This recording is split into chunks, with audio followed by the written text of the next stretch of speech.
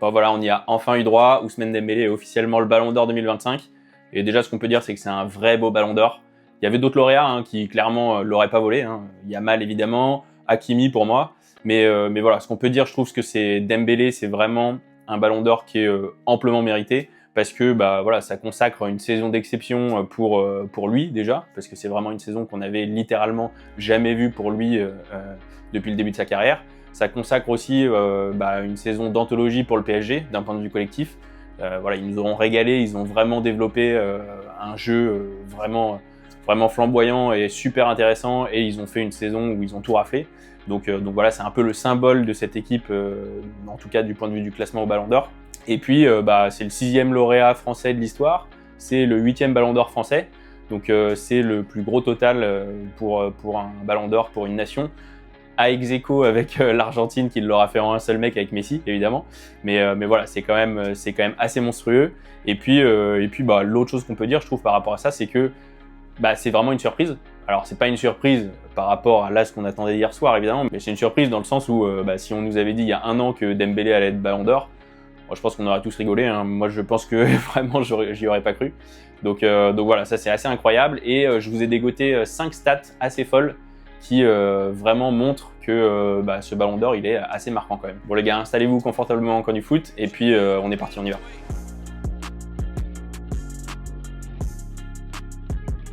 Bon, le premier point qui montre que vraiment Dembélé c'est pas un Ballon d'Or comme les autres, c'est que c'était la première fois qu'il était nominé au Ballon d'Or.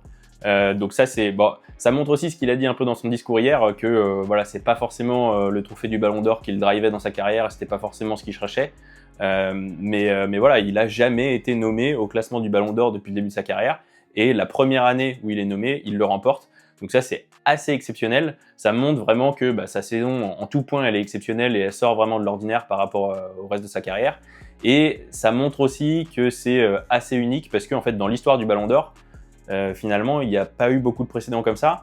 Bon, évidemment, il y a Matthews, le tout premier lauréat, qui l'a eu et qui a été nommé pour la première fois parce qu'il n'y avait pas d'édition avant. Il y a Weah en 95 qui a été nommé et qui l'a remporté. Mais en fait, c'était la première édition qui était ouverte aux non-européens. Donc techniquement, c'était aussi la première fois qu'ils pouvaient y participer du point de vue du règlement. Donc voilà, c'est pas exactement pareil. En fait, le seul exemple qui existe depuis le début de l'histoire du Ballon d'Or, c'est Igor Belanov, qui l'avait remporté en 86, juste après Platini. Et voilà, c'était le seul lauréat qui avait été nommé pour la première fois qu'il l'avait remporté. Donc Dembélé, en fait, est le deuxième de l'histoire à réaliser cette performance. Donc c'est quand même assez exceptionnel. Bon, l'autre point à mettre en avant, c'est quand même cette lumière sur la Ligue 1, parce que bon, ça a quand même été un peu aussi le sujet sur ce week-end avec le report du match OM-PSG et le fait que ça allait se télescoper avec la cérémonie du Ballon d'Or et que on n'allait pas faire la promotion du football français comme il se doit. Bon, là, il y a quand même une vraie promotion du football français, parce que c'est un Français qui la remporte, et en plus c'est un Français qui joue en Ligue 1. Et ça, ça arrive en fait quasiment jamais. Alors, un Français qui la remporte, on l'a dit, il y a eu 6 lauréats, donc il y a quand même quelques exemples, mais qui évolue en Ligue 1 au moment où il remporte le Ballon d'Or, en fait, c'est arrivé qu'une seule fois. C'est arrivé qu'une seule fois, puisque Copa en 58, il était déjà au Real Madrid. Zizou en 98, évidemment, il était plus en Ligue 1. Voilà, et donc en fait, on a que Papin en 91 qui était encore à l'Olympique de Marseille au moment où il a remporté le Ballon d'Or, et c'était en fait le seul exemple. Donc Dembélé, encore une fois, il est le deuxième de l'histoire à réaliser ça. Donc voilà, c'est extrêmement rare, et ça démontre aussi que voilà, c'est un Ballon d'Or assez unique. Alors évidemment, le contexte n'est pas le même, parce que le PSG aujourd'hui, forcément, a peut-être un peu plus les armes pour pouvoir mettre en avant un Ballon d'Or français dans ses rangs qu'à l'époque. Mais c'est quand même franchement à noter, parce que bon, ça arrive clairement pas tous les jours. Bon, si on élargit le scope aux joueurs étrangers, il y a quand même Weah et Messi qui l'ont remporté avec voilà, une partie de leur saison qui jouait sur la Ligue 1. Mais bon, au moment où ils l'ont remporté, Messi par exemple, il était à l'Inter Miami. Donc voilà, c'est pas exactement pareil. Et puis de toute façon, évidemment, c'est pas des joueurs français, mais pour en tout cas les Ballons d'Or qui ont été remportés par des joueurs ayant en partie évolué en Ligue 1 à ce moment-là, on peut noter ces deux-là. Bon, c'est déjà des belles stats que je vous ai sorties, mais c'est pas fini, parce qu'il y en a quand même des assez monstrueuses derrière. Bon, évidemment, ils rentrent dans le cercle très fermé des joueurs qui ont remporté Coupe du Monde, Ligue des Champions et Ballon d'Or. Ça arrive pas tous les 4 matins. Dans ce cercle-là, on avait quand même Bobby Charlton, on avait Beckenbauer, Kaka, Messi, Ronaldinho, Zidane, Gerd Müller, Paolo Rossi. Donc voilà, c'est quand même assez limité et Dembélé, maintenant il en fait partie, donc c'est quand même assez fou de se dire ça. Ça démontre aussi la difficulté dans une carrière de pouvoir vraiment combiner tous ces objectifs-là.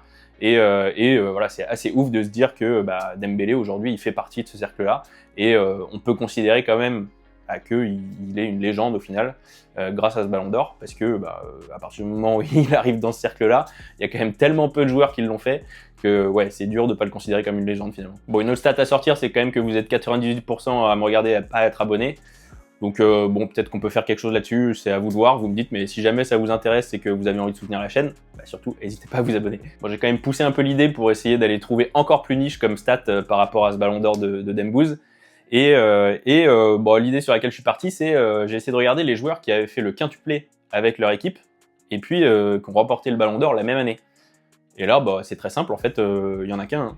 Bon, ça va pas vous choquer, c'est Messi évidemment, mais en gros, Messi il fait ça en 2009 avec le Barça. Bon, il refait ça en 2011, donc lui il le fait 2 fois. Mais derrière, en fait, il n'y a personne d'autre, puisque l'Inter en 2010, il n'y a pas de Ballon d'Or pour un joueur de l'Inter, puisque Schneider, on connaît l'histoire. Le Bayern en 2013, rebelote, Ribéry, on connaît l'histoire. Le Bayern en 2020, ils auraient pu le faire, mais en fait, avec le Covid, il n'y a pas eu de Ballon d'Or, donc Lewandowski, il l'a pas eu, il n'est pas rentré dans ce cercle-là. Et donc finalement, Dembélé est seulement le deuxième joueur de l'histoire à réaliser cet exploit, donc à récupérer le Ballon d'Or sur une année où, avec son équipe, il a fait le quintuplé, c'est-à-dire championnat national, coupe nationale, super coupe nationale, Ligue des Champions et puis super coupe d'Europe, quoi. Donc voilà, encore une stat quand même assez marquante, je trouve. C'est vraiment assez ouf de se dire qu'il réalise cet exploit-là et que surtout le PSG aussi lui permet sur la saison de réaliser un exploit pareil, quoi. Bon, et la dernière notion que je voulais vraiment mettre en avant à travers ces stats, c'était le fait que Dembélé aussi dans sa saison, le fait qu'elle soit si exceptionnelle et unique, c'est le fait qu'il change de poste en fait sur sa saison. C'est-à-dire qu'avant, Dembélé, tu le considères quand même comme un ailier. Et puis là, Enrique le fait passer en 9 ou 9,5 comme on veut.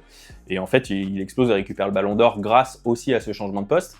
Et ça, en fait, se demander quel autre joueur a récupéré le Ballon d'Or sur une saison où finalement il a changé de poste et il évolue plus au même poste auquel il jouait sur les autres saisons pendant sa carrière avant, en fait, c'est assez compliqué à aller chercher. Et honnêtement, je crois qu'il n'y a pas vraiment d'équivalent. Puisque, on peut parler de Messi en 2009, plutôt en 2011 d'ailleurs, à ce moment-là. Mais déjà en 2009, il commence à évoluer un peu sur tous les postes, Messi. Donc c'est déjà un attaquant très polyvalent, il est plutôt identifié comme un ailier, mais honnêtement, il fait déjà quelques bouts de match en 9, 9,5 ou sur d'autres postes. Donc en fait, en 2011, quand il se replace un peu plus dans l'axe, c'est pas une nouveauté en soi, c'est pas aussi marquant que Dembélé, mais bon, on peut quand même noter ça. On peut noter après encore plus loin Matthias Sammer en 95, qui remporte le Ballon d'Or en étant replacé libéraux, alors qu'il était milieu à l'origine. Mais bon, ça c'est pareil, puisque en fait, en 95, quand il le remporte, ça fait déjà 2-3 saisons qu'il a été replacé à ce poste de libéraux.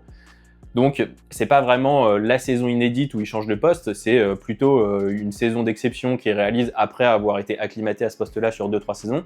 Donc, c'est encore pas exactement pareil. Et puis, Beckenbauer, c'est un peu comme Matthias Sammer, en 72-74 quand il remporte le Ballon d'Or. Et c'est pareil, ça fait aussi quelques saisons qu'il a été replacé au poste de libéraux. Donc finalement, c'est pas exactement pareil que Dembélé. Dembélé, pour moi, en tout cas de ce que j'ai pu voir, vous me direz les gars en commentaire si jamais vous voyez autre chose, mais c'est vraiment le premier joueur de l'histoire à remporter le Ballon d'Or après avoir effectué un changement de poste sur la saison où il remporte le Ballon d'Or.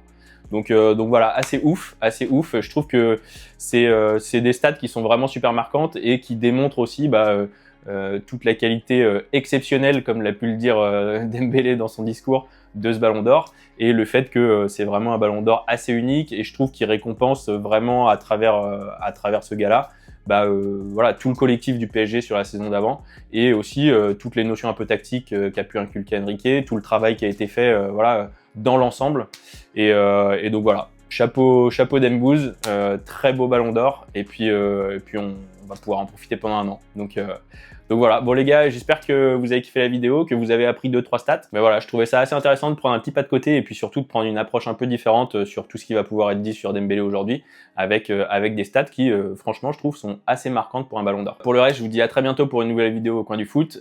Portez-vous bien et très très bonne semaine. Allez, ciao!